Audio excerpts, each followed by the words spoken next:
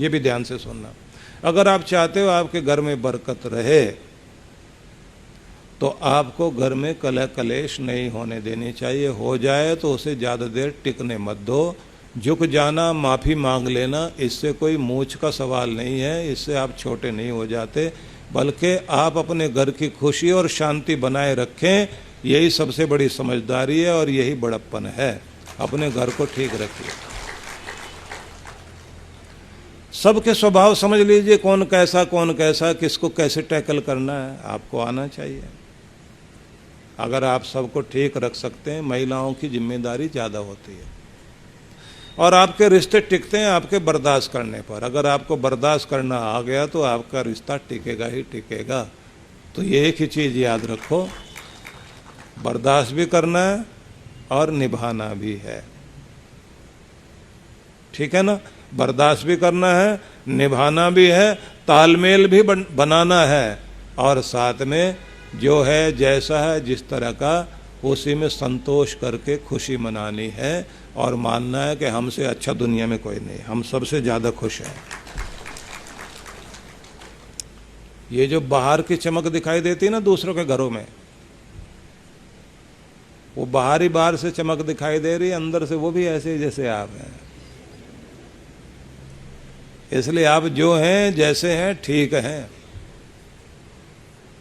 और दूसरे को देखकर अपनी किस्मत को बदलने के लिए ये मत सोचिए कि भगवान इससे मेरी किस्मत बदल दे तो मैं तो बहुत खुश हो जाऊं।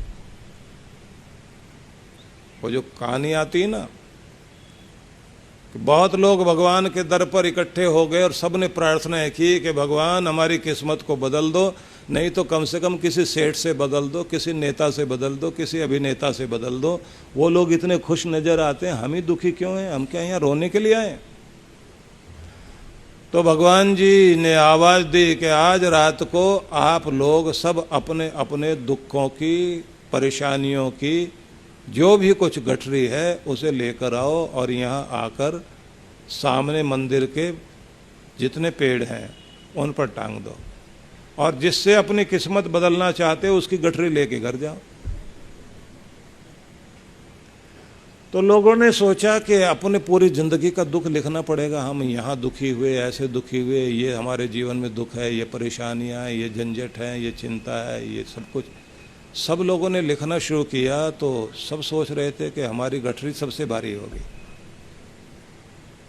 लेकिन जब वहाँ पहुँचे तो देखा उनसे भी भारी भारी गठरी लेकर आ रहे हैं लोग।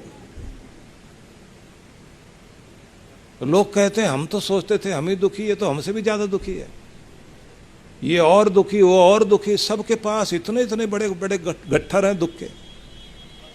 तो आखिर में सब ने कहा कि वो जो हमारे शहर का सबसे बड़ा सुनार है, ज्वेलरी की इतनी बड़ी शॉप है उसकी, इतना बड़ा उसका शोरूम बना हुआ है, वो आदमी सबसे ज़्यादा सुखी दिखाई देता है। लेकिन जैसे वो आया उसी से सब गठरी बदलना चाहते थे, भाई इससे बदलेंगे। उसकी तो गठरी इतनी है कि उससे पीठ पे लाद रखी, चला ना जाए, पसीने आ रहे हैं। अब लोग कहें इसको काहे का दुख, सोना चांदी हीरे ज्वारा सब तो है।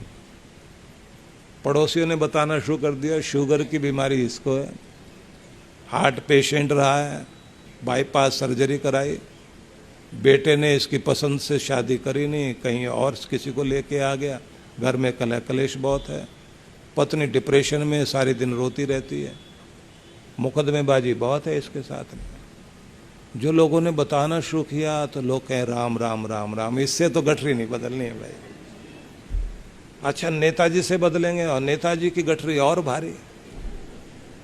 फिर अभिनेता जी आए तो देखा उसकी गठरी भी बहुत भारी है। जिस बारे में सोचें देखें तो उसकी गठरी और दुख की भारी। तो रात को जैसे ही 12 बजे घंटा बजा और कहा गया गठरियां बदलने का समय आ गया है, किस्मत बदलवा लो, जिससे चाहो उससे चेंज कर लो, लोग भागे, अपनी अपनी गठरी लेके भाग गए, अपनी अपनी गठरी उठाई और भागे। और पीछे मुड़ के भगवान से ये भी नहीं कहा कि भगवान जी